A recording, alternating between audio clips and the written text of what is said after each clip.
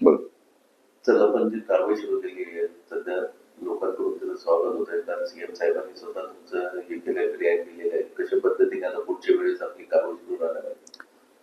नाशिक शहरातील मागच्या महिन्याभरातील वाढत्या गुन्हेगारीच्या घटना बघता नाशिक पोलिसांनी त्याविरुद्ध धडक मोहीम हाती घेतलेली आहे. आणि कुठलाही गुन्हेगार असो, छोटा असो व कितीही मोठा असो, तर कोणीच यातून सुटणार नाही याची दक्षता आम्ही घेत आहोत. आम्ही वेगवेगळ्या प्रकारच्या मोहीम हातात घेतलेल्या आहेत. म्हणजे ते टवाळखोर मोहीम असेल किंवा ज्या ठिकाणी अवैध मद्य विक्री होते ती टपऱ्या पाडणं असेल, किंवा प्रिव्हेंटिव्ह ॲक्शन्स घेणं, जे रेकॉर्डवरचे गुन्हेगार असतील, गँगस्टर्स असतील, किंवा जे मोठे काही गुन्हेगार आहेत की ज्यांनी मागच्या काही फायरिंगच्या इन्सिडेंट्समध्ये त्यांची नावं निष्पन्न झालेली आहेत, तर त्या सगळ्यांच्या मागे आम्ही लागलेलो आहे. त्यातील अनेक जणांवर आम्ही कारवाई केलेली आहे.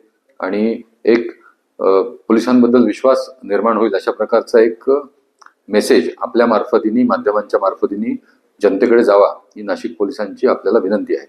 माझे पूर्ण नाशिक मधील नागरिकांना आव्हान आहे की पोलिसांवर विश्वास ठेवा. आपल्याला काही बॅनर लावून, रील्स बनवून असं जर भासवत असेल की मी फार मोठा भाई आहे, मी फार मोठा सरकार आहे, मी फार मोठा बॉस आहे आणि सगळं मीच चालवतो, तर आपण फक्त येऊन एकदा आम्हाला त्याच्याबद्दलची आपली तक्रार सांगा आणि आम्ही त्याच्यावर योग्य कडक कारवाई करू याचं आश्वासन आम्ही तुम्हाला देतो.